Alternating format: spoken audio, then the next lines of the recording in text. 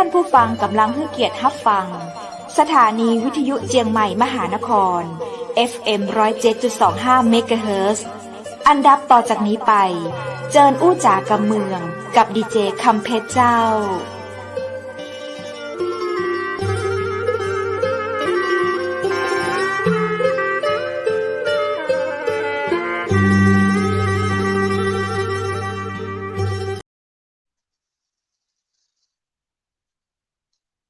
สวัสดีเจ้าคุณผู้ฟังคุณผู้ชมที่รักทุกท่านและเจ้ายินดีต้อนรับคุณผู้ชมคุณผู้ฟังทุกท่านเข้าสู่ช่วงเวลาของรายการอู้จ๋ากำเมืองนะเจ้าวันนี้ปิ๊กมาปากับข้าเจ้านะเจ้าดีเจต้นอ้อคุณชลัดทำหน้าที่ดำเนินรายการแทนดีเจคำเพชรอยู่เป็นกู้เป็นกินคุณผู้ฟังตรงนี้นะเจ้าทุกท่านให้เกียรติติดตามรับชมรับฟังนะเจ้าผ่านยังอาคารวังติงคำเทศบาลนครเชียงใหม่นะเจ้าจังหวัดเชียงใหม่นะคลื่น FM 107.25 เมกะเฮิรตซ์แล้วตอนนี้ในรายการของเราในวันนี้แน่นอนนะเจ้าอาจจะ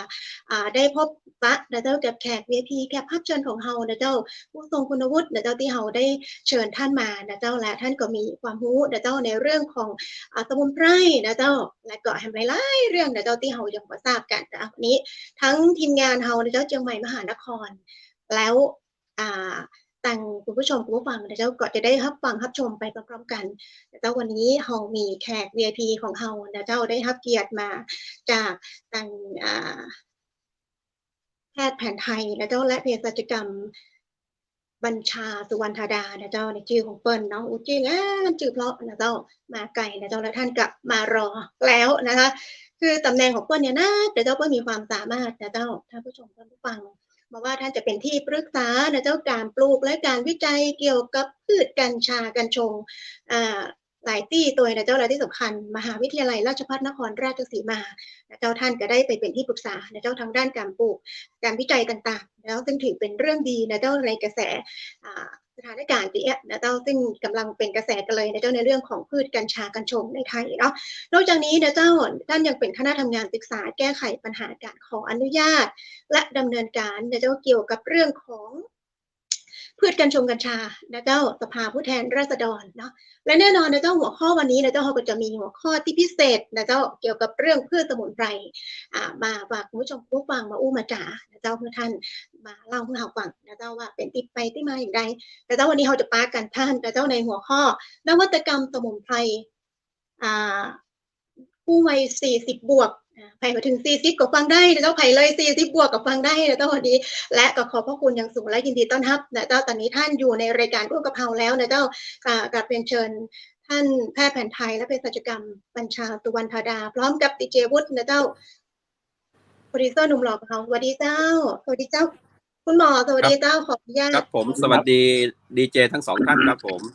สวัสดีค่ะแล้วก็กับสวัสดีท่านผู้ชมผู้ฟังทางบ้านทุกท่านนะครับครับผมคุณนิดนึงที่เราเริ่มรายการบอกคุณหมอตอนนี้คุณหมอเนี่ยจริงๆแล้วงานประจำเลยทำอยู่ที่ไหนครับตำแหน่งอะไรครับผมจริงๆแล้วตอนนี้ผมเป็นทีมแพทย์มะเร็งของโรงพยาบาลพานาซีนะครับอยู่ที่จังหวัดกรุงเทพมหานครนะครับแล้วผมก็ได้เป็นที่ปรึกษาโครงการพัฒนาการแพทย์ไทยร่วมสมัยนะครับมูลนิธิโรงพยาบาลมะเร็งอุดรธานีครับคุณวุฒิครับก็เราก็ช่วยงานของทางภาครัฐท่านนะครับเรื่องของการดูโครงสร้างของพืชสมุนไพรที่จะใช้ร่วมกับการรักษามะเร็งนะครับแล้วก็การออกฤทธิ์ทางยาแล้วก็การตั้งตำรับที่ถูกต้องนะครับเพื่อเป็นประโยชน์ต่อพี่น้องประชาชนที่จะใช้สมุนไพรในการดูแลสุขภาพนะครับส่วนการรักษาที่กรุงเทพนี่ผมก็อยู่ในทีมแพทย์ขึ้นเป็นทีมแพทย์ผู้เชี่ยวชาญมะเร็งนะครับก็จะมีแพทย์ผู้เชี่ยวชาญอีก4ท่านมีคุณหมอจากต่างประเทศด้วยนะครับจากประเทศเยอรมันนะครับแล้วก็มีทีมแพทย์ไทยอีกอาวุโสอีก3ท่านครับแล้วก็รวมถึงผมด้วยครับครับผมครับโอ้วันนี้หัวข้อที่เราเกริ่นมาทางทีมงานส่งมาให้ผมดูผมว่าค่อนข้างน่าสนใจมากนะครับนวัตกรรมสมุนไพรนะแยกกันนวัตกรรมสมุนไพรก็น่าสนใจนะครับอันนี้สำหรับไม่ใช่ผู้ชายสำหรับคนในวัย40 บวกอีกนะครับผมที่เราจะพูดกันเนี่ย40 บวกเนี่ยทั้งผู้ชายและผู้หญิงนะคุณหมอเนาะครับใช่ครับคุณวุฒิถึงหรือยังครับตามเกณฑ์หรือยังคะ40 โอ้เกินแล้วครับ ผมไป50บอกครับ ว่าวันนี้ได้โดนใจมาก โอ้โหข้อนี้โดนใจมากแล้วก็ผมว่ามีผู้ชาย40เราอย่าเรียกว่าเป็นตอนนี้คือโอเคคือรู้แหละแต่อย่างที่เราบอก40บวก50บวก60บวกทุกคนก็ฟังได้เนาะเพราะว่ายังไงเนี่ยฟังแล้วก็ได้ประโยชน์และสามารถนำไปใช้ได้ครับครับใช่ตอนนี้ครับคุณหมอผมถามเลยว่าตอนเนี้ยมันมาเร็วจริงๆโรคต่างๆครับคุณหมอสมัยตอนผมหนุ่มตอนผมเด็กๆเนี่ยกว่าผู้ใหญ่ที่จะเป็นเบาหวานความดันหรือแม้แต่โรคอะไรหลายๆอย่างเนี่ย50-60ไปแล้วอ่ะแต่หลังๆเนี่ยผมเห็นคนอายุ40เนี่ยคุณหมอเป็นกันแล้วอะครับเอาเบื้องต้นก่อนเลย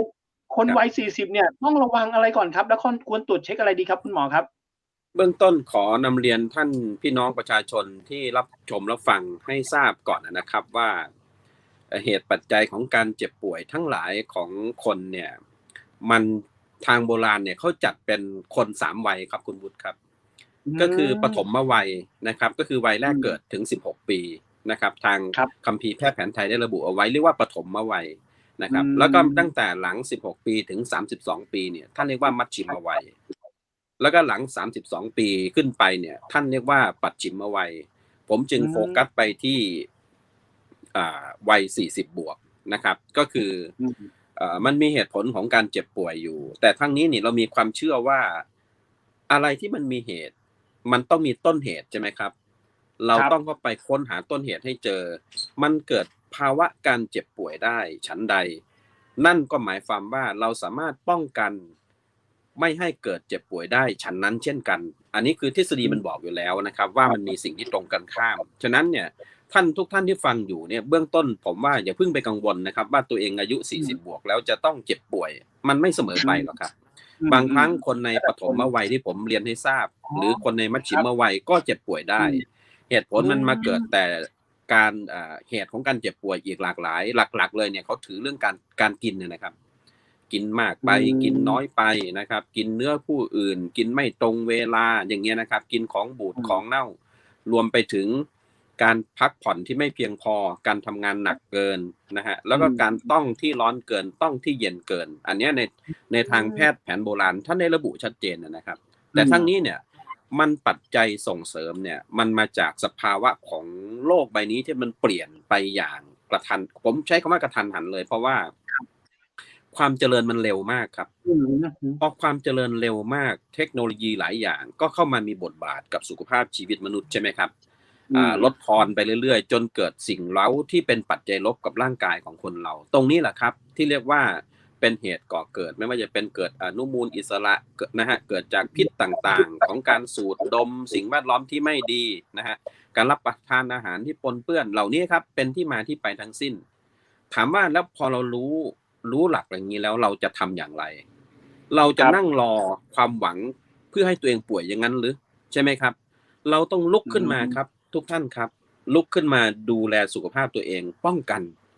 ใช้เงินทองที่เรามีอยู่เนี่ยในเชิงป้องกันโรคเราถึงจะเรียกว่าเป็นการใช้เงินทองที่ถูกต้องนะครับนะฮะนั่นก็คือการมาหันมาใส่ใจตัวเองสุขภาพตัวเองผมจึงโฟกัสไปที่การแพทย์แผนไทยวัย40บวกเนี่ยจริงๆในคัมภีร์ที่ผมศึกษาเป็นคัมภีร์ที่เรียกว่าถ้าแปลเป็นภาษาปกติก็เรียกว่าเป็นคัมภีร์มะเร็งนั่นแหละครับก็คือว่าเหตุในการเจ็บป่วยเนี่ยมันมีแต่ส่วนใหญ่เนี่ยนะครับ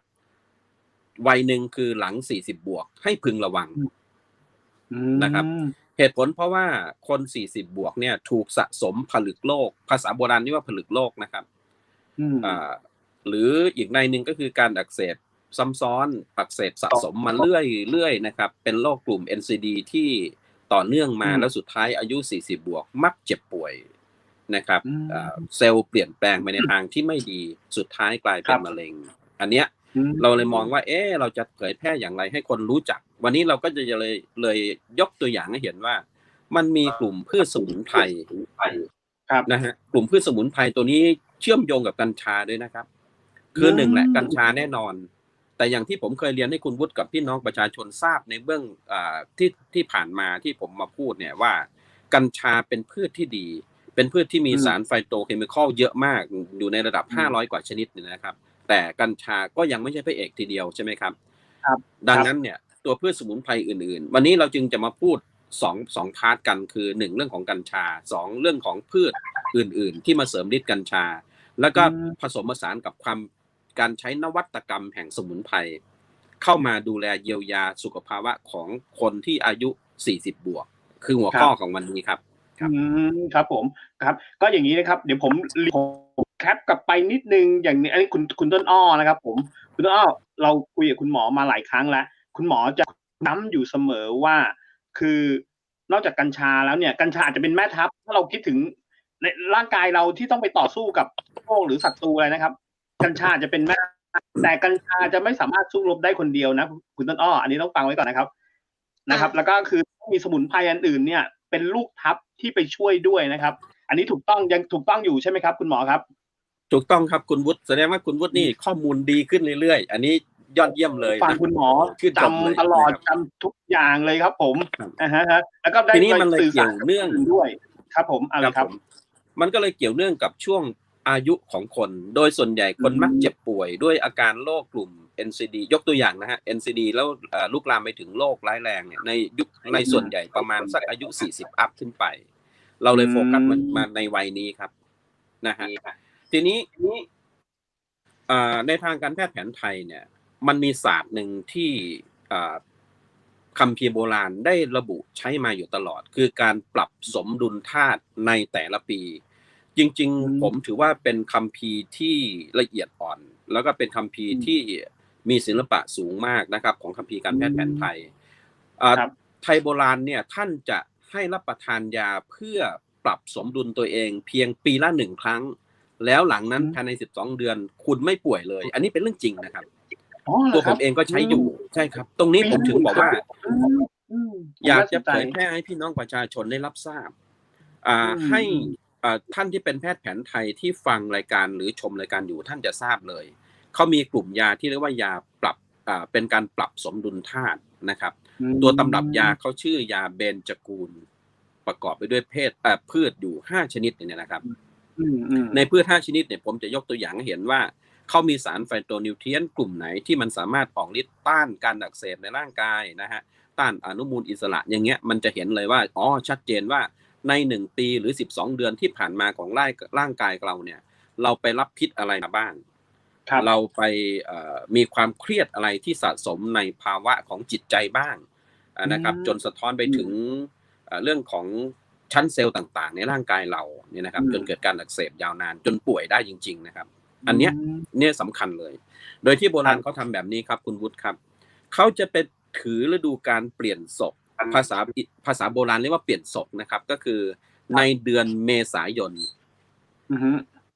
คือคัมภีร์ไทยโบราณเนี่ยไม่ได้เปลี่ยนปีใหม่ที่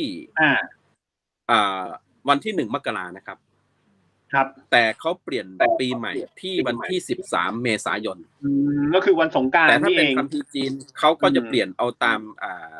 ศาสตร์จีนของเขาที่เป็นเรื่องของตรุษจีนนะครับแต่ศาสตร์ไทยเราดั้งเดิมเนี่ยท่านถือเอาวันที่13เมษาเป็นวันเปลี่ยนศพคือมันก้าวเข้าสู่เดือนใหม่แล้วปีใหม่แล้วนะครับที่ได้ยินไหมครับว่าปีใหม่ไทยนะครับปีใหม่ไทยนะครับผมหมอไทยท่านก็จะสมมุติว่าพอเจอคุณวุฒิเข้าไปปรึกษาปุ๊บเขาก็จะวิเคราะห์จากวันเดือนปีเกิดของคุณวุฒิเนี่ยนะครับแล้วเขาก็จะมีสูตรการคูณธาตุอันนั้นเราไม่ต้องลงลึกเนาะมันเป็นองค์ความรู้ของแผนไทยเป็นนั้นว่าเราเป็นผู้ฟังเนี่ยให้รู้ว่าหมอแผนไทยเขามีสูตรของเขาลึกซึ้งนะฮะสูตรการคูณธาตุตัวนี้ละเอียดมากนะครับมันเชื่อมโยงถึงศาสตร์ astrology ที่ผมศึกษามาในอายุรเวทนะครับแล้วก็เชื่อมโยงถึงการเปลี่ยนของดวงดาวเลยอันนั้นลึกไปอีกนะครับซึ่งมันพลังสุริยะหรือพลังจักรวาลเนี่ยเกี่ยวพันกันด้วยนะโอ้โหใช่ครับพลังสุริยะหรือพลังจักรวาลมีผลกับสุขภาพของมนุษย์นะฮะอันนั้นคือลึกไปอีกแต่ว่าอันนี้เรายกตัวอย่างให้เห็นตื้นๆก่อนว่าร่างกายหยาบธาตุดิน20ประการของเราเนี่ยแปรเปลี่ยนไปอยู่มิเว้นยิ่งในช่วง12เดือนเนี่ยเขาจะเปลี่ยนไปถึง 98% นึกภาพออกนะครับคือไมโครไบโอมในร่างกายครับคือไมโครไบโอต้าในร่างกายเราหรือคำว่าจุลินทรีย์นี่แหละครับ ใน12เดือนเนี่ยเขาจะเปลี่ยนไปถึง 98%จะมีเพียง 2% เท่านั้นที่ยังมีความเป็นตัวตนเราอยู่นึกภาพออกนะครับก็คือจีโนมหรือว่าความเป็นเรานั่นแหละครับ DNA เรานั่นแหละยังคงอยู่แต่ว่าที่เหลือแปรเปลี่ยนไปไม่เว้นประเด็นก็คือว่าจะแปรเปลี่ยนไปในทิศทางใดขึ้นอยู่กับพฤติกรรมของคนคนนั้นถูกไหมครับถ้าพฤติกรรมดีจิตใจดีบริโภคดีพักผ่อนดีคุณก็จะแปรเปลี่ยนไปในทางที่ดีนั่นคือสุขภาพคุณก็สมบูรณ์ไม่ได้เสียหายนะฮะแต่ถ้าคุณเปลี่ยนไปในเชิงลบนะครับตามอนุมูลอิสระหรือสภาวะจิตใจที่ติดลบหรือความเครียดเนี่ยนั่นคือผลลบต่อร่างกายเราการแพทย์แผนไทยเชิงโบราณท่านจึงจัดยาปรับสมดุลธาตุขึ้นในปีละครั้งครับคุณวุฒิครับตอนนี้สารนี้จะถูกเผยแพร่ที่โครงการหมอฮันโหลที่ทางทีมเราได้จัดขึ้นจะเปิดตัวในวันที่17มีนาเดือนนี้ครับหมอฮันโหลเนี่ย เราจะมีศาสตร์ที่เผยแพร่ให้หมอแผนไทยทั่วประเทศนะครับอันนี้ก็สนับสนุนโดยกรมแพทย์แผนไทยท่านรองอธิบดีท่านก็เห็นด้วยนะครับต่อไปนี่หมอแผนไทยอยู่จุดใดของประเทศก็จะสามารถรักษาคนได้สามารถคอนซัลท์คนได้นะครับก็คือมันอย่างนี้ครับพอถึงฤดูเปลี่ยนของเดือนเมษาโบราณจะคำนวณวันเดือนปีเกิดของผู้ไข้คนนั้นนะครับเขาก็จะไปเห็นการเปลี่ยนแปลงของธาตุต่างๆว่าไม่สมดุลอย่างไรอันนี้อัจฉริยะมากนะครับเอาเข้าลึกๆเนี่ยเขาไม่ได้คิด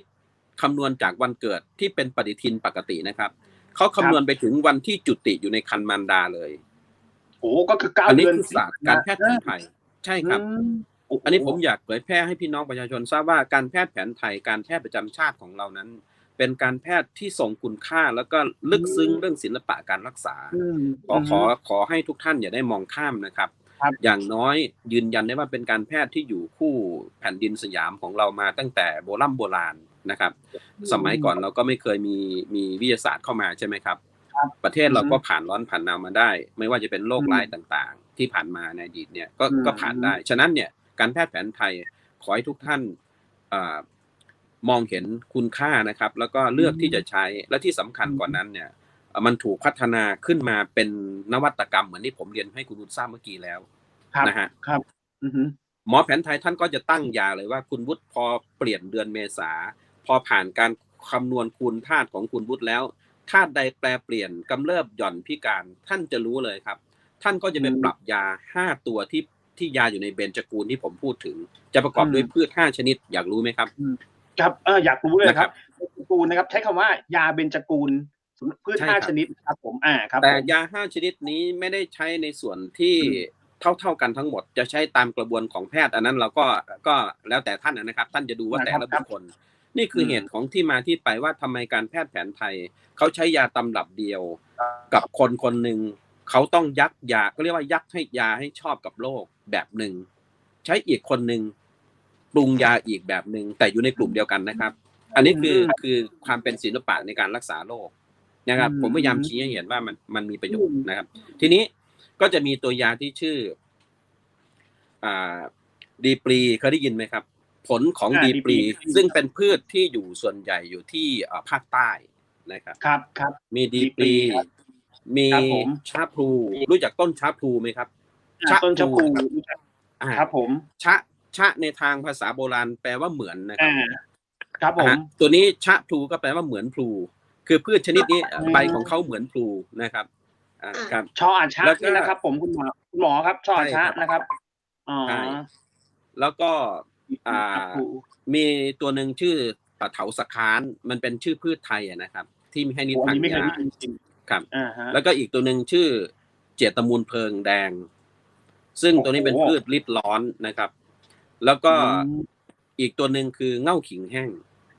ขิงแห้งในที่นี้เป็นขิงยานะครับไม่ใช่ขิงที่เรารับประทานทั่วไปนะครับแต่ว่าอยู่ในสกุลเดียวกันขิงทั่วไปก็เลยสามารถใช้ได้แต่ว่าถ้าทางยาแผนไทยจริงๆท่านจะใช้ขิงแห้งยา5ตัวนี่แหละครับหมอแผนไทยท่านก็จะยัดให้ชอบกับโรคโดยที่มองว่าร่างกายของคุณวุฒิเนี่ยหลังจาก12เดือนผ่านมาเนี่ยมีธาตุใดกำเริบหย่อนพิการท่านก็จะปรับยาแล้วให้คุณวุฒิรับประทานเพียงเท่านี้ครับยา5ตัวจะเข้าไปจัดสมดุลร่างกายของคุณวุฒิ จากที่มีการอักเสบอยู่นะครับหรือการบาดเจ็บในชั้นเซลล์อะไรก็แล้วแต่ความเครียดนะฮะหรือต้านอนุมูลอิสระทั้งหลายก็จะปรับสมดุลให้ร่างกายเราสู่ภาวะสมดุลตรงเนี้ยร่างกายก็จะเข้าสู่โหมดปกติคุณก็จะดำเนินชีวิตไปอีก11เดือนได้12เดือนถึงปีหน้าก็ปรับอีกทีนึงนี่คือศาสตร์การป้องกันโรคโดยที่ไม่ต้องรอให้ป่วยครับคุณบุตรครับตรงนี้สำคัญมากเอาครับแล้วมาฟังดูว่ามันรักษาโรคได้อย่างไรเพราะเราจะเพิ่งเชื่อในสิ่งที่พูดแล้วยังไม่อธิบายหลักเหตุผลเนี่ยนะครับผมยกตัวอย่างนะครับในพืช5ตัวเนี่ยเขาจะมีพืชที่เป็นดีปรีที่ผมพูดถึงในดีปรีเนี่ยไปค้นพบกลุ่มแอลคาลอยด์ครับสารแอลคาลอยด์จากพืชที่ให้ฤทธิ์ต้านเซลล์มะเร็งนะครับต้านการเปลี่ยนของเซลล์คือสมมติว่าเซลล์ของคน12เดือนที่กำลังแปรเปลี่ยนไปในทิศทางลบที่ไม่ดีเนี่ยนะครับพอใช้พืชเข้าไปที่มีแอลคาลอยด์กลุ่มนี้อยู่ชื่อพิเพอรีนนะครับแล้วก็ชื่อแอลคาลอยด์ตัวหนึ่งชื่อพิเพอลองคูมีนซึ่งงานวิจัยชี้ชัดเจนเลยครับว่าสาร2ตัวนี้พบมากในดีปรีนะครับพบมากในดีปรีและพืชอีกตัวหนึ่งคือพริกไทยดำฤทธิ์ทางเภสัชวิทยาที่มีงานวิจัยรองรับเลยชัดเจนว่ารักษามะเร็งเต้านมมะเร็งผิวหนังอันนี้คืองานวิจัยนะครับแล้วก็ฤทธิ์ทางเภสัชวิทยายังระบุได้ว่ารักษาอาการมะเร็งในลำไส้ใหญ่มะเร็งต่อมลูกหมากมะเร็งเต้านมมะเร็งไตอันนี้ผมไม่ได้พูดจะอวดโอ้สรรพคุณเกินจริงนะครับผมพูดตามงานวิจัยถ้าท่านใดสนใจโทรถามมาที่ผมได้เลยนะฮะผมจำเป็นต้องพูดถึงการป้องกันการเป็นมะเร็งเพราะว่าเราคลุกคลีอยู่กับงานมะเร็งของโรงพยาบาลเนี่ยเราเห็นว่าสถิติของคนเป็นมะเร็งเนี่ยมันเยอะขึ้นเรื่อยๆแล้วก็คนป่วยแล้วก็น่าสงสารนะครับเราจำเป็นต้องปกป้องว่าผู้ที่ยังไม่ป่วยจะต้องปลอดภัยจะต้องไม่ป่วยนะครับยกตัวอย่างเราเห็นตัวหนึ่งละพบพิเพอรีนนะครับพิเพอลองโคมีนซึ่งเป็นซึ่งเป็นกลุ่มแอลคาลอยด์ชนิดหนึ่งที่ต้านเซลล์มะเร็งได้ในพืชที่ชื่อดีปรีเนี่ยง่ายๆเนี่ยนะครับทีนี้มันก็ไปเจออีกหลายๆตัวนะฮะอย่างในขิงก็ออกฤทธิ์ร่วมนะฮะออกฤทธิ์ร่วมกับตัวแอลคาลอยด์ตัวนี้ได้มันหมายความว่าพืชสมุนไพรที่อยู่ในตำรับเนี่ยเป็นอะไรที่อัจฉริยะมากครับถ้าพืชอยู่ตัวเดียวจะออกฤทธิ์ไปอีกแบบนึงถ้าพืชมารวมกันตั้งแต่2ตัวจะเป็นฤทธิ์อีกแบบนึง3ตัวเป็นฤทธิ์แบบหนึ่ง5ตัวเป็นฤทธิ์อีกแบบหนึ่งนะครับตรงนี้แหละครับคือความอัจฉริยะของสมุนไพรไทยนี่คือภูมิปัญญาที่ทรงค่าแล้วมันต่อนวัตกรรมอย่างไรรู้ไหมครับพอเราเห็นภูมิปัญญาที่ทรงค่าเราก็เอาสติปัญญาของแพทย์หมอที่มีอยู่ในประเทศของเราเนี่ยเข้ามาผสมผสานเรียกว่ายกระดับทำแบบนวัตกรรมชี้ชัดให้เห็นว่ามีความปลอดภัยอย่างไรมีเหตุผลในการรักษาโรคได้อย่างไรนะครับมีเหตุผลว่าป้องกันโรคได้อย่างไรเป็นประโยชน์ต่อสุขภาพอย่างไรนี่คือการผสมผสานนวัตกรรมที่เราพูดถึงแล้วนวัตกรรมที่ได้ขึ้นมาเนี่ยยืนยันแล้วว่าโอเคมีงานวิจัยชัดเจนว่าพืชรักษาโรคได้มีตำรับชัดเจนที่ถูกใช้มาตั้งแต่โบราณเป็นคัมภีร์การแพทย์แผนไทยมายาวนานถูกสืบทอดมาทางพุทธศาสนานับ 2,000 ปีใช่ไหมครับอันนี้มันแน่นมากนะครับแล้วเชื่อมโยงมาถึงว่าจะป้องกันคนในกลุ่มไหนก็เลยโฟกัสมาที่พวกเราว่าผมบอกคนกลุ่ม40บวกเนี่ยผมมองว่าเป็นกลุ่มที่กำลังสำคัญของประเทศเลยนะครับครับอย่างเช่นกำลังอยู่ในวัยที่เป็นผู้บริหารระดับสูงที่จะเป็นมือเป็นไม้ให้กับประเทศให้กับองค์กรนะครับเกิดคนนั้นมีความสามารถสูงแต่กลับมาป่วยเสียเนี่ยผมว่ามันเป็นอะไรที่น่าเสียดายฉะนั้นผมเลยแนะนำว่าในกลุ่ม40บวกทั้งชายทั้งหญิงนะครับควรจะปรึกษาแพทย์แผนไทยไม่จำเป็นต้องผมนะครับแพทย์แผนไทยที่มีอยู่ทั่วประเทศ 30,000 ท่านปรึกษาได้เลยในนามของผมเนี่ยโดยส่วนตัวเป็นรองประธานองค์กรภูมิปัญญาการแพทย์แผนไทย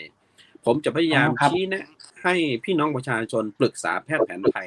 ทั้งการใช้กัญชาก็ดีทั้งการใช้พืชสมุนไพรก็ดีในเชิงที่ถูกต้องแบบเชิงลึกอย่างนี้นะครับแล้วเราจะได้ประโยชน์อย่างแท้จริงเอาล่ะสมมุติพอเราได้พืช 4-5 ตัวนี้มารวมกันใช่ไหมครับในตำรับเราก็จะโยงไปถึงว่าแล้วโบราณเขาใช้ร่วมอย่างไรพืช 4-5 ตัวนี้ออกฤทธิ์ร่วมกับสารที่มีในกัญชานะครับอย่างในกัญชาเนี่ยเราเอาง่ายๆเลยครับอย่างเช่น เขาทำเป็นน้ำกระสายยาจากใบของกัญชาโบราณระบุว่าให้ใช้น้ำใบเพสลาดคำว่าใบเพสลาดคือใบที่ไม่แก่และไม่อ่อนเกินไปนะฮะมาต้มเป็นน้ำกระสายเนี่ยสารที่ได้ออกมาจากใบกัญชาจะเป็นกลุ่มกลูตามิกแอซิดนะฮะแต่ถ้ามันเปลี่ยนมันจะไปเปลี่ยนจากกรดตัวนี้ยังเป็นกรดอยู่นะครับถ้าทานสดจะได้กลูตามิกแอซิดนะฮะแล้วก็จะมีพวกกลุ่มแทนนินมีซาโปนินมีฟลาโวนอยด์มีแอลคาลอยด์กลุ่มหนึ่งแล้วมีอะมิโนแอซิดที่ร่างกายจำเป็นต้องใช้ด้วยอยู่ในใบของกัญชามีสารสเตียรอยด์ธรรมชาตินะครับมีไกลโคไซด์มีเทอร์ปีนอยด์อย่างเงี้ยครับนอกนั้นยังมีธาตุเหล็กธาตุทองแดงธาตุสังกะสีแคลเซียมแมกนีเซียมเป็นต้นในใบกัญชาเนี่ยจะมี THC อ่อนๆอยู่นิดเดียวครับอยู่ประมาณสัก 0.5 ถึง 1% ซึ่งไม่ได้อันตรายอะไรเลยฉะนั้นผมแนะนำว่า 1. ให้ใช้ยาปรับธาตุโดยปรึกษากับแพทย์แผนไทยอยู่ใกล้มือท่านนะครับ 2. ให้ใช้ใบของกัญชาต้มเป็นชาดื่มนะครับหรือประกอบเป็นอาหารในบ้านเราในครัวเรือนเราเหมาะอย่างยิ่งสำหรับวัย40อัพนะครับเท่านี้ฮะจะทำให้เราสามารถที่จะมีสุขภาพที่ผมเชื่อว่านะครับเป็นการป้องกันตัวเองจากการอักเสบเบื้องต้นนะครับจากความเจ็บป่วยที่ไม่พึงประสงค์ที่เราอาจจะแฝงอยู่ได้อย่างเช่นเราใช้น้ำต้มของใบกัญชาเข้าไปเราก็จะมีรู้สึกผ่อนคลายนะครับเนื่องจากในใบกัญชาก็มีกลุ่มสาร CBD ที่ไปออกฤทธิ์กระตุ้นต่อซีโรโทนินรีเซปเตอร์ให้เกิดการผ่อนคลายได้คนเราหลังจากเครียดมาทั้งวันเนี่ยพอได้รับความผ่อนคลายจะรู้สึกไงครับใช่ไหมฮะจะรู้สึกดีการอักเสบในชั้นเซลล์ก็จะลดลงแล้วก็จะไปได้การรักษาจากยาตำรับยาเบญจกูลที่ผมพูดถึงเมื่อกี้นะฮะก็จะเป็นการทั้งเยียวยารักษาและป้องกันในตัวเพียงเท่านี้ครับจะทำให้ทุกท่านมีสุขภาวะที่ผมว่าจะแข็งแรงขึ้นนะครับอาจจะไม่พูดได้ 100% ว่าไม่ป่วยแต่เป็นการเยียวยาและดูแลตัวเองได้ครับครับ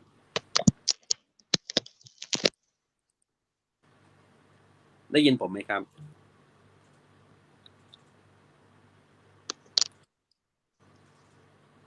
ไม่ได้ยินเสียงคุณวุฒิเสียงคุณวุฒิหายไปครับคุณวุฒิหายไปอินเทอร์เน็ตมีปัญหาหรือเปล่าคะคุณหมอคะพอดีก็มีความสนใจมากอยากจะสอบถามเรื่องนึงอะค่ะคุณหมอเนื่องจากว่าฮอร์โมนผู้หญิงกับฮอร์โมนผู้ชายตามที่ต้นอ้อเข้าใจนะคะมันไม่เหมือนกันนะคะแล้วการใช้ยาเกี่ยวกับพืชสมุนไพรที่เป็นสรรพคุณทางยาเนี่ยสามารถใช้เหมือนกันไหมคะระหว่างผู้หญิงกับผู้ชายในเรื่องของการปรับสมดุลนะคะคือจริงๆแล้วหมอไทยท่านจะมีสูตรปรับธาตุของ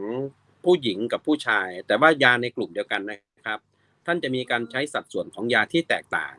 นะฮะแล้วก็การใช้ยาโดสพูดง่ายๆว่าโดสยาแบบโบราณเนี่ยเขาจะระบุเลยว่าผู้หญิงกับผู้ชายก็จะเป็นโดสที่แตกต่างกันอันนี้คือข้อมูลแบบหมอไทยแบบลึกๆนะครับท่านจะใช้แบบนั้นอันนี้ไม่ต้องกังวลนะครับไม่ต้องกังวลนะฮะครับในเรื่องของการใช้ยาสมุนไพรเนี่ยคือต้องระวังไหมคะว่ามันจะมีผลข้างเคียงหรือว่าโอเวอร์โดสเกิดขึ้นเหมือนยาปฏิชีวนะทั่วไปเนี่ยค่ะหรือว่าเราสามารถแบบได้ครับตรงนี้แหละครับจริงเป็นคำถามที่ดีนะถ้ามีการปรุงยาตามหลักเภสัชกรรมไทยโอเวอร์โดสจะไม่เกิดขึ้นนะครับเพราะว่ากระบวนการทางเภสัชกรรมไทยเนี่ยเขาไม่ได้มักง่ายนะครับท่านละเอียดมากนะฮะละเอียดมากเครื่องไม้เครื่องมืออะไรก็คือต้องดีนะครับท่านละเอียดตั้งแต่แม้แต่การเก็บพืชที่ต้องตรงฤดูกาลนะฮะเพื่อให้ได้สารสำคัญที่ดีลึกกว่านั้นเลยเก็บตามเวลาเลยนะครับเพราะว่ากระบวนการของพืชคุณต้นอ้อนึกภาพบอกเนาะคือกระบวนโฟโตซินเทซิสไบโอซินเทซิสของเขาเนี่ยการเกิดสารทางยาเนี่ยเขาจะเวียนตามเวลาเลยนะครับอย่างเช่นระยะเวลาหนึ่งเพื่อจะดึงสารสำคัญขึ้นไปอยู่ในส่วนของใบแล้วก็วนไปที่รากที่ดอกที่ก้านที่ลำต้นลงมาที่รากอะไรอย่างเงี้ยนะครับฉะนั้นเวลาก็มีผลถ้าเอาเข้าจริงๆเนี่ยหลักเภสัชกรรมไทยเขาละเอียดมากเขาไม่ได้ทำโดยพละการนะครับผมเน้นว่าไม่ได้ทำโดยพละการฉะนั้นถ้าตั้งยาโดยหมอแผนไทยปัญหานี้จะไม่มีแต่หมายความว่าหมอแผนไทยนั้นต้องเข้าใจจริงๆนะครับต้องเข้าใจตำรับจริงๆนะครับอันนี้คือข้อแรกข้อที่2คือ ความสะอาดของสมุนไพรตรงนี้แหละครับที่เราเป็นห่วงมันจึงต้องโยงมาถึงความเป็นนวัตกรรมที่ผมพยายามหยิบยกขึ้นมาว่ามันถึงเวลาที่เราจะต้องทำตำรับยาไทยให้ถูกยอมรับด้วยหลักวิทยาศาสตร์เน้นย้ำเรื่องของสารสำคัญที่คุณภาพสูงแล้วยังไม่พอยังต้องเน้นย้ำถึงการปนเปื้อนจากสารที่ไม่พึงประสงค์นะฮะอย่างเช่นพวกอัลฟาท็อกนะฮะหรือโลหะหนักนะครับหรือสารหนูสารอะไรต่างๆเนี่ยตรงนี้นะครับสำคัญมากที่เราจะต้องยกระดับเรื่องความสะอาดขึ้นมาณเวลานี้เรากำลังขับเคลื่อนอยู่ครับโดยจะเปิดตัวที่17 มีนาคมนี้ครับเป็นเขาเรียกว่าหมอฮันโหลนะฮะแล้วจะมียากลางจากทางเราเนี่ยคอยคอนโทรลเรื่องคุณภาพยาให้นะครับยาจะเป็นหนึ่งเดียวเลยนะครับด้วยนวัตกรรมของสารสกัดนวัตกรรมของยาในระดับนาโนเราพัฒนาไปถึงนาโนเทคโนโลยีแล้วก็เป็นเทคโนโลยีชีวภาพนำสารเราใช้คำว่าหุ่นยนต์ชีวภาพนำสารสารในที่นี้หมายถึงว่าสารพฤกษเคมีหรือว่าไฟโตนิวเทรียนต์ของพืชนะครับในการไปรักษาตรงนี้เราล้ำไปมากนะครับประเทศไทยอันนี้ถือว่าเป็นข้อข่าวดีกับถึงประชาชนนะครับหายกังวลได้ครับถ้าใช้ยาไทยผ่านหมอไทยนะครับผ่านการตั้งตำรับที่ดีนะครับท่านจะได้เห็นยาที่มีคุณภาพครับนี่สมุนไพรไทยนี่สุดยอดมากๆเลยค่ะหมอแล้วมีอีกเรื่องหนึ่งค่ะที่ก็ต้องมีความสนใจมากและเชื่อว่าประชาชนแล้วก็ชาวบ้านทั่วประเทศของเราเนี่ยให้ความสนใจมากเช่นกันในเรื่องของพืชกัญชงและกัญชานะคะตอนเนี้ยนอกจากเรื่องของการค่อยๆปลดล็อกของกฎหมายไทยนะคะอนุญาตให้มีการปลูกบ้างแล้วในกลุ่มวิสาหกิจหรือว่าเราแพทย์แผนไทยนะคะนอกเหนือจากนี้ค่ะในเรื่องของสรรพคุณทางยาที่เด่นที่สุดของกัญชาและกัญชงอะค่ะคุณหมอขออนุญาตนะคะว่าคุณหมอช่วยให้ความรู้กับทางผู้ชมผู้ฟังและพวกทีมงานเราด้วยนะคะว่านอกเหนือจากพืชกัญชาแล้วเนี่ยในกัญชงเนี่ยยังสามารถมีสรรพคุณทางยาในด้านไหนบ้างเนี่ยค่ะจริงๆแล้วผมให้คะแนนกัญชงค่อนข้างสูงนะในการรักษาโรคนะครับคือกัญชงเขามีข้อแตกต่างจากกัญชาเพียงฤทธิ์ของความเมาที่ช่อดอกน้อยกว่ากัญชาสืบเนื่องมาจากว่าพืชกัญชงเนี่ยเขาจะเจริญเติบโตได้ดีในพื้นที่สูงที่มีอากาศเย็นนะครับส่วนกัญชาเนี่ยเขาจะอยู่พื้นที่ต่ำกว่าแต่ขณะเดียวกันเท่ากัญชงลงมาที่พื้นที่ต่ำกว่าองศาสูงเขาก็จะเกิด THC สูงเช่นกันฉะนั้นพืช2ตัวนี้แตกต่างกันที่ความเมาของสาร THC ที่ออกฤทธิ์ต่อประสาทนะครับแต่ทั้งนี้เนี่ยกลุ่มสารเมื่อกี้ผมพูดสาร THC นะครับพูดผิดสาร THC ที่ออกฤทธิ์ต่อประสาทนะครับแต่ว่าเรื่องของสาร CBD ในกัญชงจะมีมากกว่ากัญชาแล้วคุณลักษณะของกัญชงเนี่ยลำต้นเขาจะดีกว่ากัญชาสามารถให้เส้นใยได้ดีกว่าซึ่งเวของกัญชงเนี่ยแปลไปได้เยอะมากกลายเป็นเครื่องนุ่งห่มก็ได้นะครับคือมันครอบคลุมปัจจัย4นะครับกลายเป็น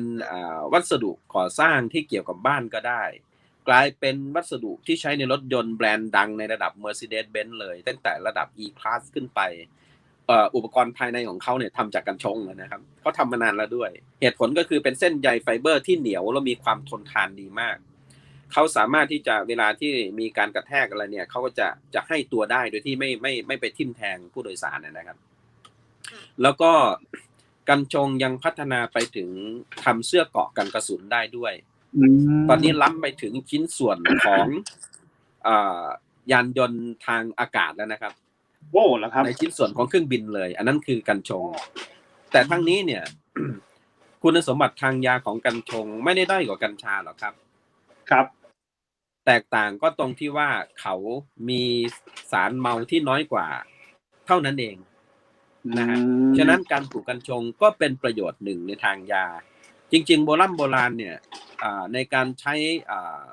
ทางศาสนาหรือว่าทางพิธีกรรมเนี่ยเขาถึงเรียกชื่อว่ากัญชงเนี่ยเพราะอะไรรู้ไหมครับคำว่าชงในทางโบราณเนี่ยมันหมายถึงเหตุเกิดเหตุที่ไม่ดีนะครับ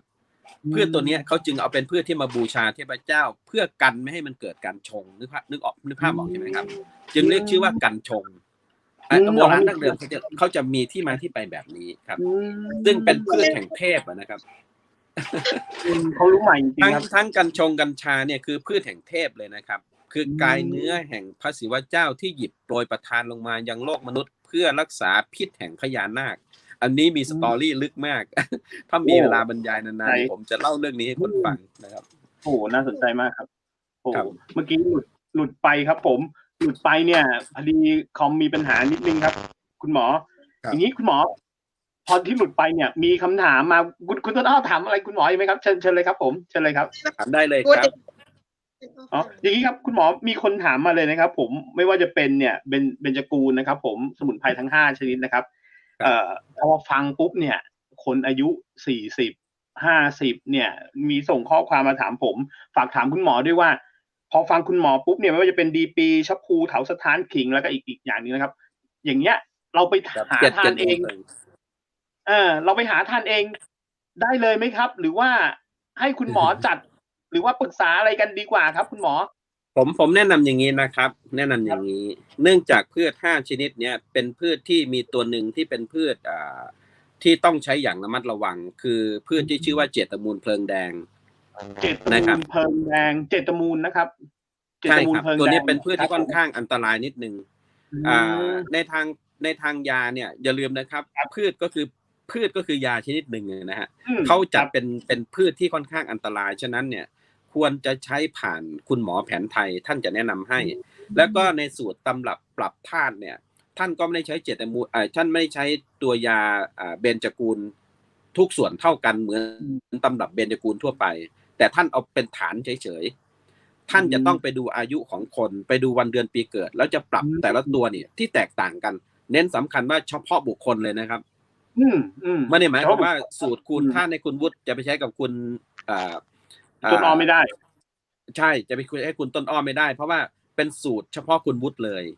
แต่ในยา5กลุ่มนี่แหละครับแต่ว่าสัดส่วนเขาจะแตกต่างเห็นไหมครับนี่คือความอัจฉริยะของหมอไทยแล้วก็ที่สำคัญเนี่ยการใช้พืชสมุนไพร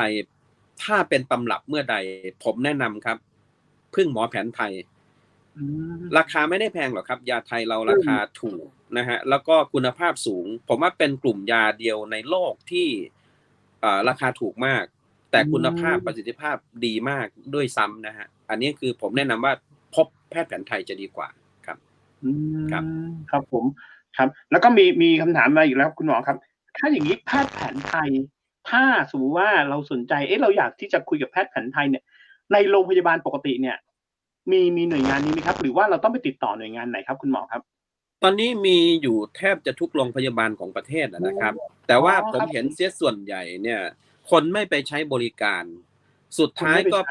ไปถามแค่ว่าแพทย์แผนไทยในโรงพยาบาลเนี่ยได้แค่นวดใช่ไหมผมเห็นเป็นอย่างนี้อยู่แทบทุกที่เลยฮะนี่ไงเป็นอย่างนี้ครับนึกว่าแค่นี้เองจริงๆคนจนเกิดไขว้เขวในเชิงแพทย์แผนไทยว่าแพทย์แผนไทยคือหมอนวดจริงๆไม่ใช่นะครับการนวดเป็นหนึ่งในศาสตร์ของการแพทย์แผนไทยเท่านั้นผมใช้ว่าเท่านั้นเลยแล้วก็ยังมีผู้ช่วยแพทย์ที่สามารถนวดได้ตามแพทย์สั่งมันจะมีหลายเลเวลนะครับผู้ที่ผ่านการอบรมนวด150ชั่วโมง300ชั่วโมงแต่ถ้าเป็น800ชั่วโมงขึ้นไปตรงนั้นอาจจะเป็นหมอละแล้วท่านก็ไม่ได้นวดโดยพละการเน้นย้ำนะครับอย่าไปนวดโดยพละการโดยเฉพาะการบิดคอรุนแรงใช้ผ้าดึงคอดึงแขนนะเราไม่เห็นด้วยการนวดที่ถูกต้องในทางการแพทย์แผนไทยเนี่ยท่านจะดูสรีระเดี๋ยวนี้หมอแผนไทยเขาเรียนกายวิภาคศาสตร์นะครับเขารู้เส้นเอ็นที่เป็นเชิงแผนไทยว่าเส้นอิทาปิงคลาอยู่ตรงไหนเส้นกี่เส้นเขารู้หมดแล้วเขาก็ศึกษาเรื่องของกายวิภาคศาสตร์แบบแผนปัจจุบันแล้วฉะนั้นผมเน้นย้ำว่าให้ถ้าจะนวดเนี่ยมันเป็นเพียงศาสตร์หนึ่งในของการแพทย์แผนไทยเป็นแขนงหนึ่งเท่านั้นนะฮะการแพทย์แผนไทยจะมี4แขนงนะครับมีเวชกรรมเภสัชกรรมพดุงครรภ์ก็ว่าในเรื่องของแม่และเด็กโดยตรงเลยนะครับแล้วก็มีการนวดโรคบางโรคเนี่ยจริงๆการนวดผมให้ดีกรีนะโรคบางโรคเนี่ยนะครับเจ็บคอปวดไหล่บ่ามาแบบทรมานแทบจะต้องผ่าตัดอะไรเนี่ยพอมันนวดเฉยๆนี่มันหายอันนี้เรื่องจริงนะครับหลังนวดเสร็จปุ๊บก็จะใช้ยาแผนไทยเติมเข้าไปเพื่อไปผ่อนคลายเส้นเอ็นหรือปรับสมดุลเรื่องของการอักเสบลดการอักเสบอย่างเงี้ยหมอเขาจะมีดุลพินิจของเขาอยู่นะฮะผมฝากพี่น้องประชาชนที่ชมอยู่นะครับอย่านวดโดยพละการโดยเฉพาะ ผมเชื่อว่าเวลาหลายคนที่ไปเที่ยวจะสังเกตเวลาเราไปเที่ยวตามร้านอาหารที่มีห้องน้ำบริการนะครับ จะมีบริกรที่มาคอยสับไหล่เราปักเสร็จแล้วจับคอบิดนี่นะครับระวังให้ดีอย่าได้ทำเป็นอันขาดนะครับ นั่นคือเส้นวินาทีของชีวิตท่านเลยนะครับ โอ้โห แนะนำเลยนะฮะอย่าทำโดยเด็ดขาด ถ้าหมอแผนไทยที่ท่านเรียน800ชั่วโมงที่เป็นหมอจริงๆที่เขาสอบใบประกอบวิชาชีพเขาจะแนะนำว่าอย่าทำเด็ดขาดนะครับอันตรายมากอันนี้ฝากไว้เลยชีวิตได้เลยเนาะถูกต้องครับการอะไรที่แบบไม่รู้จริงนะครับครับผมแล้วทีนี้การที่เราไปปรึกษาหมอแผนไทยในโรงพยาบาลผมเรียนให้ทราบอย่างนี้ครับขอให้สอบถามถึงการรักษาด้วยอย่าไปถามแค่นวดการนวดมันแค่ปลายเหตุนะฮะบางครั้งการนวดอย่างเดียวก็ไม่ใช่ว่าจะตอบโจทย์แต่มันต้องให้ยาด้วยนะฮะหมอแผนไทยในโรงพยาบาลท่านก็ปรุงยาได้นะครับรักษาโรคได้แต่ส่วนใหญ่ผมชอบเป็นนวดนะครับผมก็เห็นอยู่แค่นวดอยู่แค่นั้นหลายโรงพยาบาลครับใช่คนนี้แค่นี้ครับอย่างนี้คุณหมอใกล้เคียงหรือคล้ายกับอย่างนี้ไหมครับสมมติว่าอย่างเราเนี่ยโอเคเราต้องตรวจร่างกายประจำปีนะครับสมมติเราอายุสัก40-50แล้วเนี่ยเรามีการตรวจร่างกายอย่างเงี้ยเราเข้าไปปรึกษาแพทย์แผนไทยเลยว่าคุณหมอครับตอนนี้เนี่ยผมอายุ50แล้วเนี่ยคุณหมอเช็คร่างกายให้ผมอย่างนี้หรือเปล่าครับเวลาที่เราจะไปปรึกษาเขาคุณหมอเช็คร่างกายให้ผมไหมแล้วเดี๋ยวคุณหมอจะเอาไปคำนวณอะไรอย่างเงี้ยครับอย่างนี้ใช่หรือเปล่าครับวิธีนี้ก็ได้ครับคือสามารถทำได้ปีละครั้งไปปรึกษาว่าผมแนะนำให้ไปช่วงใกล้ๆสงกรานต์นะครับเพราะว่าเป็นช่วงเปลี่ยนศพพอดีบอกว่าคุณหมอครับผมขออนุญาตปรับเช็คธาตุสมดุลธาตุนะครับหมอเขาจะรู้เลยเขาก็จะขอวันเดือนปีเกิดนะครับถ้าหมอลึกๆท่านก็จะคำนวณไปถึงแต่ทุกท่านก็คำนวณนะฮะเขาจะคำนวณไปถึงการจุติในครรภ์มารดาเลยแล้วเขาก็จะตั้งยาปรับธาตุให้ท่านนะครับอันนี้คือข้อที่1ข้อที่2ก็อย่าละเลยหลักทางวิทยาศาสตร์เนื่องจากผมเป็นการแพทย์ร่วมสมัยนะครับผมแนะนำให้ตรวจสุขภาพด้วยการเช็คผลเลือดโลหิตวิทยาทั่วไปนี่แหละครับประกอบด้วยแล้วก็ปรึกษาคุณหมอทั้ง2ฝั่งนะครับคือมาถึงวันที่เราคุยกันอยู่ณวันนี้เนี่ยการแพทย์ในประเทศไทยเราถูกหยิบยกขึ้นมาเกือบทุกศาสตร์ทุกสาขาครับคุณวุฒิครับเพื่อประโยชน์ของพี่น้องประชาชนโดยแท้จริงอันนี้ต้องขอบคุณกรมแพทย์ที่ท่านให้ความสำคัญนะครับอย่างเช่นท่านให้ความสำคัญกับการแพทย์แผนจีนให้ความสำคัญกับการแพทย์ทางเลือกอย่างเช่นพวกกลุ่มโฮมิโอพาธีนะครับให้ความสำคัญกับการแพทย์แผนไทยแผนต่างๆแผนเยอรมันผสมผสานกับการแพทย์แบบแผนปัจจุบันตรงนี้ต่างหากที่เราประชาชนจะต้องศึกษาตอนนี้เรื่องข้อมูลเนี่ยมันเป็นอะไรที่โอเพนเนาะมันเป็นอะไรที่เวอร์ไวด์นะครับประชาชนสามารถมีความรู้เทียบเท่าคุณหมอคนหนึ่งได้ต่างแค่ไม่มีใบประกอบวิชาชีพเท่านั้นเองนี่คือเรื่องจริงของสังคมเรามีสิทธิ์ที่จะเลือกปฏิบัติกับตัวเราตามสิทธิขั้นพื้นฐานนะครับว่าจะใช้หลังจากตรวจสุขภาพแล้วจะใช้ยาแบบไหนผมไม่ได้หมายความว่ายาแบบหนึ่งดียาแบบหนึ่งไม่ดีนะแต่ยาทุกอย่างดีหมดแต่ให้เรามองว่าควรจะใช้ยาประเภทไหนนะครับอย่างยาไทยเนี่ยเขาจะออกฤทธิ์ค่อนข้างช้าอาจจะใช้เวลาหน่อยแต่ค่อนข้างได้ผลในระยะยาวแต่ถ้าเหตุฉุกเฉินด่วนๆยาเคมีบางตัวก็มีประโยชน์นะฮะที่จำเป็นต้องบล็อกไว้ก่อนอะไรเงี้ยนะครับหรือใช้ร่วมกันใช้อย่างไรมันเกิดอันตรกิริยาระหว่างยาไหมใช้แล้วได้ประโยชน์แบบไหนต้องสอบถามเภสัชกรสอบถามคุณหมอท่านจะแนะนำเราได้มันต่างจากยุคก่อนที่เขาบอกยังไงก็ทำอย่างนั้นถูกไหมฮะเขาบอกยังไงก็ทำอย่างนั้นไม่ใช่แล้วนะครับจะต้องเรียนรู้เราคือหมอที่ดีที่สุดตัวเรานี่แหละครับยาที่ดีที่สุดคือห้องครัวบ้านเราเต็มอุดมไปด้วยพืชผักสมุนไพรรั้วบ้านเราก็คือยาได้นะฮะผมอยากเห็นพี่น้องประชาชนปฏิบัติตัวแบบนี้นะครับถามว่าการแพทย์กระแสใหม่ดีไหมดีครับเราใช้ให้ถูกประโยชน์ถูกประเภทแล้วการแพทย์ทั้งหมดในประเทศไทยจะก้าวหน้าต่อไปร่วมกันได้อย่างมีประสิทธิภาพครับคุณวุฒิครับคือส่งเสริมกันนะครับใช่ครับครับแต่กระแสโลกตอนนี้ยาฐานไบโอเบสกำลังมานะครับก็คือฐานสมุนไพรนี่แหละยกตัวอย่างตัวที่ผมพูดถึงแค่พริกไทยของง่ายๆที่อยู่ในตำรับยาไทยเนี่ยนะครับสรรพคุณของพริกไทยเนี่ย เข้าไปค้นพบอันนี้คืองานวิจัยนะครับว่าสามารถรักษาโรคลมชักได้ลดไขมันในกระแสโลหิตได้ที่สำคัญต้านอนุมูลอิสระนะฮะต้านการอักเสบต้านการกลายพันธุ์เห็นไหมครับการกลายพันธุ์คือการเปลี่ยนของ DNA นะฮะการเปลี่ยนของเซลล์ที่สำคัญพริกไทยเนี่ยสามารถลดอาการซึมเศร้าได้ด้วยนะฮะโอ้และก็สามารถยับยั้งการเจริญแพร่กระจายของเซลล์มะเร็งโดยเฉพาะถ้าเอาพริกไทยมาใช้ร่วมกับกัญชาเนี่ยนะครับจะส่งเสริมให้ฤทธิ์ของกัญชาออกฤทธิ์ดีขึ้นเนี่ยฮะเป็นสิ่งที่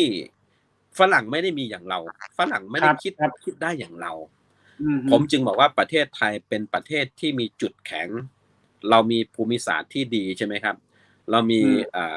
ท้องถิ่นแต่ละถิ่นมี GI แต่ละพืชแต่ละชนิดที่แตกต่างจากฝรั่งมีตัวยาพิเศษมากมายใช้ซะครับประเทศไทยคนไทยนอนเฝ้าสิ่งที่ดีมีประโยชน์ที่ปู่ย่าตายายของเราท่านสืบทอดไว้ให้ผมอยากเห็นแบบนี้ครับคุณบุตรครับนะครับดีมากเลยครับครับอีกเชิญเลยครับคุณอ้อคุณหมอคะขออนุญาตเล่าสมุนไพรในเรื่องของการใช้ประโยชน์เนี่ยอย่างเช่นการนำพริกไทยกับกัญชามาใช้ร่วมกันเนี่ยมันต้องผ่านการสกัดไหมคะหรือว่าสามารถใช้แบบวัตถุดิบแบบสดๆใช้ได้หรือยังไงเงี้ยค่ะการใช้ยาในเชิงสมุนไพรใช้ได้ทุกรูปแบบนะครับไม่ได้มีข้อเสียแต่ต้องมีข้อพึงระวังอย่างเช่นอย่าใช้แบบซ้ำๆซากๆไปคิดว่าพริกไทยมันดีกินอยู่ทุกวันก็ไม่ได้นะครับ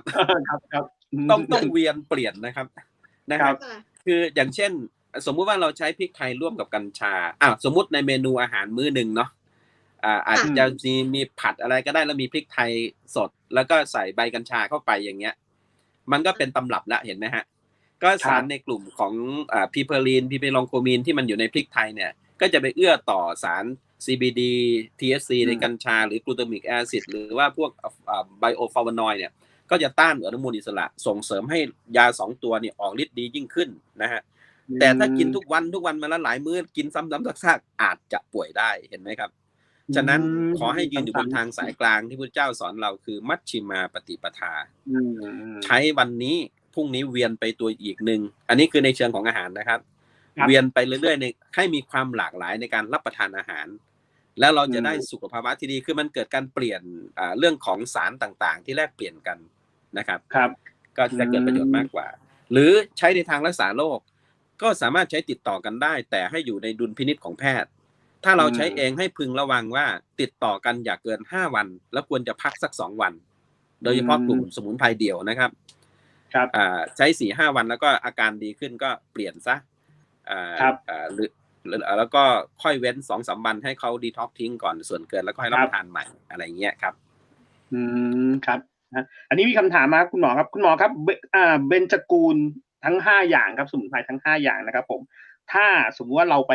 ปรึกษาแพทย์แผนไทยแล้วแพทย์แผนไทยเขาจะจัดมาให้เราเนี่ยคือสมัยเนี้ยยังยืนยันว่าเขาจะจัดมาเขาไม่ได้จัดสมุนไพรที่แบบยังไม่ได้ทำอะไรใช่ไหมเขาจะจัดมาเป็นในรูปแบบนวัตกรรมที่เป็นแคปซูลแล้วใช่ไหมครับตอนนี้เดี๋ยวนี้แพทย์แผนไทยยกระดับนวัตกรรมผมว่าเกือบทั่วประเทศแล้วนะครับแต่ว่าการแพทย์แผนไทยแบบเดิมอย่างเช่นการต้มยาก็มีประโยชน์นะครับอันนี้คือผมจะใช้ยาที่หลากหลายมากแต่ว่าเราจะศึกษาเชิงลึกว่าการต้มยาบางชนิดอย่างเช่นคุณเอามะขามป้อมไปต้มเนี่ยสารที่เป็นวิตามินซีสูงในมะขามป้อมจะสูญเลยนะครับหายไปเลยนะแต่ถ้าคุณเคี้ยวสดคุณจะได้วิตามินซีที่สูงมากมะขามป้อม1ลูกให้ฤทธิ์ทางวิตามินซีมากกว่าส้ม2ผลอีกโอ้โหลูกเดียวนะลูกเล็กๆนะใช่แต่ถ้าคุณลองไปต้มวิตามินซีเขาจะหายเลยแต่เหลือสารอื่นแทนนะครับอันนี้ยกตัวอย่างให้เห็นฉะนั้นยาบางตัวต้มได้บางตัวไม่ควรต้มยาบางตัวควรจะผ่านกระบวนสเปรย์ได้ยาบางตัวควรจะผ่านกระบวนบดหยาบฉะนั้นเนี่ยตรงนี้แพทย์แผนไทยทั้งประเทศเนี่ยท่านจะมีองค์ความรู้ครับแล้วก็โดยเฉพาะองค์กรของเรากำลังจะถ่ายทอดข้อมูลเหล่านี้ให้สู่แพทย์แผนไทยทั่วแผ่นดินผ่านแพลตฟอร์มหมอฮัลโหลนะฮะแล้วก็จะมีการเปิดอบรมให้แพทย์แผนไทยเข้ามาเรียนศึกษาศาสตร์ใหม่ที่เรียกว่าศาสตร์ Contemporary Thai Medicine เป็นศาสตร์การแพทย์ไทยร่วมสมัยซึ่งจะเป็นประโยชน์ต่อทั้งตัวแพทย์เองนะครับแล้วก็เป็นโซ่ไปถึงคนไข้แล้วก็พี่น้องประชาชนของประเทศเราครับอันนี้ถือว่านวัตกรรมนะครับจะได้เห็นเร็วๆนี้นะครับเร็วๆนี้เลยครับครับค ครับผมครับเมื่อกี้คุณหมอบอกมานิดนึงแล้วครับผมเกริ่นไว้นิดนึงเหมือนเราดูซีรีส์แล้วเดี๋ยวตอนต่อไปเนี่ยเราจะมาถามคุณหมอในรายละเอียดเรื่องของหมอฮัลโหลหน่อยครับคุณหมอครับรายละเอียดผมเผยนิดได้ไหมครับผมว่าคืออะไรยังไงครับผมเผยนิดเนาะเป็นข้อดีของประเทศที่เรามานั่งหาทางออกของการรักษาโดยเฉพาะศาสตร์การแพทย์แผนไทยเนี่ยนะครับปัจจุบันในอดีตที่ผ่านมาเกิดอุปสรรคของการไปพบคุณหมอหรือคุณหมอเองก็อุปสรรคในการพบคนไข้หรือโดยเฉพาะในถิ่นทุรกันดารครับคุณวุฒิครับปัจจุบันเราใช้เทคโนโลยีเราพึ่งเทคโนโลยีที่มันเจริญในทางที่ดีที่ถูกต้องคือเราใช้แบบหมอฮัลโหลสมมุติว่าคุณหมอท่านหนึ่งอยู่จังหวัดมหาสารคามนะครับก็จะมีศูนย์กลางที่เป็นโรงพยาบาลที่เราเซตขึ้นเนี่ยนะครับก็จะมีศูนย์ยากลางรออยู่แล้วคุณหมอท่านนั้นถ้ามีคนไข้เป็นสมาชิกของโรงพยาบาลนะครับคุณหมอท่านนั้นสามารถคอนซัลท์คนไข้ผ่านสื่อโซเชียลแบบนี้ได้เลยโดยที่คนไข้คนนั้นมีฐานข้อมูลอยู่ที่โรงพยาบาลมีผลเช็คเลือดอันนี้โรงพยาบาลเนี่ยไม่ใช่แผนไทยอย่างเดียวนะครับจะเป็นแผนผสมผสานเลยมีทั้งหมอปัจจุบันหมอไทยหมอจีนหมอเยอรมันครบนะครับนะฮะก็จะทำให้คุณหมอเนี่ยรักษาโรคได้คนไข้อยู่สุไหงโกลกก็สามารถรักษากับหมอที่มหาสารคามได้อย่างเงี้ยโดยผ่านแพลตฟอร์มหมอฮัลโหลมันจะเกิดความสะดวกสบายในการเดินทางนะครับอย่างเช่นผู้ที่เขาลำบากอยู่บนภูบนดอยอย่างเงี้ยนะครับก็จะได้ความสะดวกเข้าถึงมีโอกาสเข้าถึงสุขภาพที่ดีได้นะครับแล้วทางศูนย์กลางก็จะจัดส่งยาเข้าไปให้อย่างเงี้ยนะครับทั้งนี้ข้อมูลจะถูกเก็บเป็นแพลตฟอร์มจะเป็นข้อมูล Big Data ของประเทศเลยนะครับที่เก็บข้อมูลได้สมมุติว่าคุณวุฒิเป็นคุณหมอก็จะมีโอกาสที่จะดูแลคนไข้ได้มากขึ้นแล้วก็เก็บข้อมูลได้มากขึ้นก็จะประเมินไว้เลยว่าคนไข้ของคุณวุฒิที่รักษาเยียวยาอยู่เนี่ยได้ผลกี่เปอร์เซ็นต์กลุ่มโรคไหนที่คุณวุฒิดูแลนี่ไงครับอันนี้เผยให้เห็นคร่าวๆก่อนเราจะเปิดตัววันที่17มีนาคมนี้ที่สยามพารากอนครับผมจะขึ้นบรรยายด้วยนะฮะครับถ้ามีโอกาสก็เชิญนะครับ17มีนาคม17มีนาคมที่สยามพารากอนเวลาประมาณสยามพารากอนตอนนี้17ถึง20มีนานะครับเขาจัด3วันนะครับเวลาก็ตั้งแต่เริ่มห้างเปิดจนถึงปิดห้างทุกวันนะครับจะมีสินค้าเกี่ยวกับสมุนไพรไปแสดงนะครับเชิญคุณวุฒินะครับเผื่อไปพบผมที่นั่นได้นั่งสนทนากันครับได้ครับที่พารากอนฮอลล์เลยป่ะครับผมชั้น5อะไรนั่นเลยป่ะครับอ๋อโอเคงั้นเดี๋ยวจะได้เจอกับคุณหมอสักทีครับผมนะครับผมเราคุยกันไปนั่งสนทนากันได้ครับครับเพราะผมว่ามันเป็นเรื่องอะไรที่น่าสนใจและอย่างที่บอกครับคุณหมอโอเคตอนนี้เทคโนโลยีหลายอย่างมันมาถึงตรงนี้แล้วอย่างที่คุณหมอพูดเมื่อกี้ผมก็ได้ไปนึกถึงเทคโนโลยีของบล็อกเชนเงี้ยซึ่งแบบว่าข้อมูลของผมเนี่ยใครไม่สามารถไปแก้ไขได้ถ้าเกิดผมมีตัวนี้อยู่ตรงกลางเนี้ยครับผมทุกคนก็สามารถที่จะดึงแต่ถ้าเกิดเราอย่างนี้ครับคุณหมอไม่ต้องมานั่งซักถามผมว่าผมเคยเป็นอะไรมาก่อนผมเคยอายุเท่านี้เคยอะไรอย่างเงี้ยผมว่าดีอันนี้น่าสนใจครับคุณหมอโหดีเลยครับเดี๋ยวเก็บเนี่ยเขาจะประเมินให้เลยครับมันเป็น AI นะครับผมมองว่าเป็นประโยชน์มันจะเกิดความแม่นยำสูงมากนะครับจะทำให้ผู้ที่ได้รับการรักษาเนี่ยได้รับข้อมูลที่แม่นยำประเมินที่แม่นยำขึ้นผมว่าดีครับครับผมโอเคครับเดี๋ยววัน17ถึง20นะครับคุณหมอเนาะเดี๋ยวผมได้ลงบันทึกไว้นะครับผมคุณหมออยู่นั่นทั้ง3วันนะครับผมอยู่นั่นก็จะไปดูแลบูธแล้วก็จะมีขึ้นบรรยายด้วยนะครับจะมีบรรยายด้วยวันที่20ฮะผมจะบรรยายในวันที่20ครับอ๋อคุณหมอจะบรรยายวันที่20นะครับผมได้ครับผมโอเคเดี๋ยวผมดูวันแล้วเดี๋ยวผมอาจจะไปก่อนอะไรอย่างเงี้ยเดี๋ยวว่ากันนะครับเดี๋ยวเอาอย่างนี้โปรแกรมบรรยายผมยังไม่แม่นเดี๋ยวผมแจ้งคุณวุฒิอีกรอบนึงไม่น่าว่าเป็น19หรือ20นะครับแต่มีผมบรรยายผมจะเล่าเรื่องของกลุ่มการออกฤทธิ์ของ CBD ต่อสุขภาพการออกฤทธิ์ของสารสมุนไพรที่ผมจะโฟกัสไปที่มะเร็งโดยตรงเลยฮะโอเคเพราะว่าตอนนี้มันเป็นภาวะเขาเรียกว่ามันเป็นปัญหาระดับประเทศนะครับคนเป็นมะเร็งเยอะขึ้นนะครับเราอยากป้องกันทำอย่างไรไม่ให้คนป่วยเป็นมะเร็งนะฮะครับโอ้โหนี่คุยไปคุยมาเป็นไงคุณอ้อครับโอ้ควายเพลินมากเลยค่ะนี่ยังแบบอยากต่อไปอีกสัก2 ชั่วโมงค่ะคุณหมอรู้สึกแบบ เยอะมากเลย ยังไงก็ฝากทุกท่านนะครับ ให้ปรับธาตุตัวเองไหนมันเดือนเร็วๆนี้ก็จะถึงเมษาแล้วไม่จำเป็นต้องรอถึงเมษาก็ได้ใกล้ๆนะครับ ปรับเลยก็ไปพบแพทย์แผนไทยได้ขอคำปรึกษาจากท่าน หรือคอยพบกับหมอฮัลโหลก็ได้เนี่ยยกตัวอย่างพอมีหมอฮัลโหลเราง่ายละอย่างเรานั่งคุยกันอยู่ตอนนี้คุณวุฒิแค่แจ้งมันเดือนปีเกิดมาผมคำนวณคุณค่าให้คุณวุฒิได้เลยแล้วก็ส่งยาไปให้ได้เลยอย่างเงี้ยครับมันจะง่ายสะดวกครับน่าสนใจมากครับผมนะฮะยังไงคะถ้าคุณผู้ชมคุณผู้ฟังอยากจะติดต่อคุณหมอนี่ต่อช่องทางไหนคะติดต่อผมได้ที่โรงพยาบาลพานาซีพระราม2นะครับแล้วก็หรือที่เบอร์061นะครับ6929191 061-692-9191 หรือผ่านทางสถานีที่เราออกอากาศอยู่ตอนนี้ก็ได้เรายินดีให้คำปรึกษาฟรีไม่มีค่าใช้จ่ายในการปรึกษานะครับยินดีครับโอ้เยี่ยมเลยครับผมโอเคเนี่ยต้องขอบพระคุณกราบขอบพระคุณคุณหมอมากๆเลยนะคะที่ด้วยความยินดีครับคุณผู้ชมผู้ฟังนะคะถือว่าโอกาสหน้านะคะเราจะขอความกรุณาเมตตาจากคุณหมอนะคะเชิญมาเอาไว้เทปหน้าผมจะสอนให้ทุกคนเป็นหมอดีไหมโอ้เยี่ยมเลยครับเอาโครงการหมอฮัลโหลนี่มาเปิดเผยด้วยเพื่อรักษาตัวเองให้ได้แล้วก็เชื่อมโยงกับหมอฮัลโหลเราอยากให้คนทุกคนในประเทศไทยเราแข็งแรงครับเพราะว่าประเทศไทยกำลังจะก้าวเข้าสู่สังคมผู้สูงอายุอย่างเป็นทางการฉะนั้นพวกเราเนี่ยในวัย 40-50 เนี่ยเราจะต้องเป็นผู้สูงอายุที่แข็งแรงไม่เป็นภาระของลูกหลานเราทำได้นะครับสุขภาพออกแบบได้ถ้าเราเข้าใจสุขภาพนะครับเพราะว่าเราโยงไปถึงว่าถ้าอะไรที่เป็นเหตุมันมีต้นเหตุเราก็สามารถตัดที่ต้นเหตุได้เรายึดบนหลักพุทธศาสตร์นะครับแก้ทุกข์ที่ต้นเหตุครับโอเคครับผมครับสำหรับนี้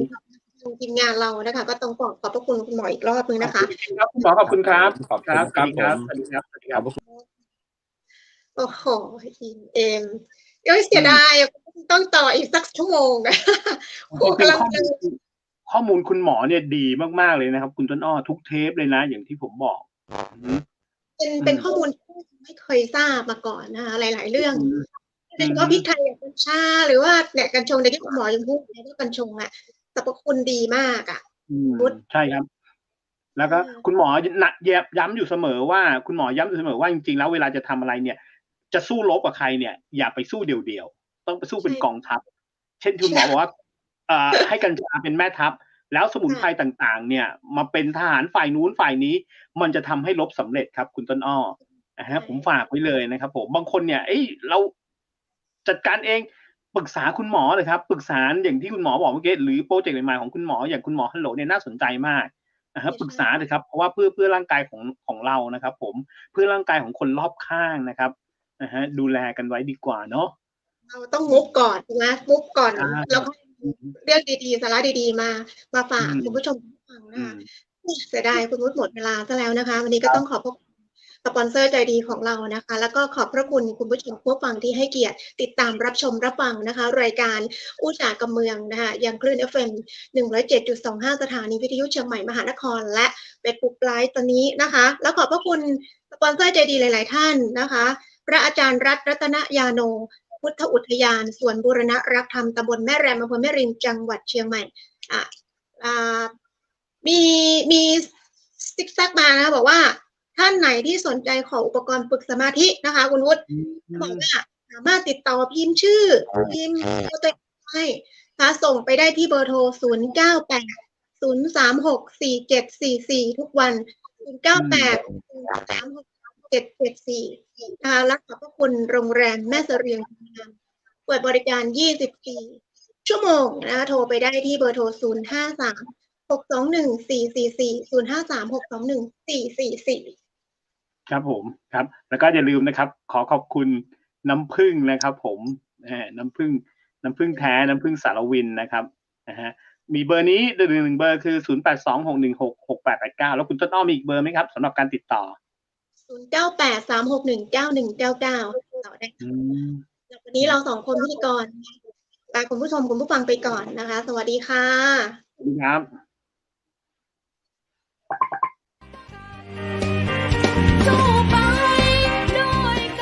สถานีวิทยุเจียงใหม่มหานคร 107.25 เมกะเฮิรตซ์ ขอแสดงความห่วงใยและเป็นกำลังใจให้ทุกท่าน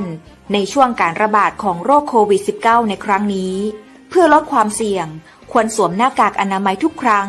ล้างมือเป็นประจำขอให้อยู่ที่บ้านให้นักที่สุดด้วยความปรารถนาดีจากหมู่เฮาเจ้าเจียงใหม่มหานคร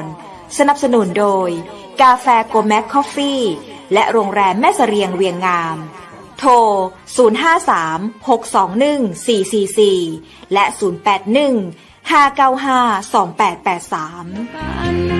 เราจะฝ่าฟันวิกฤตนี้ไปด้วย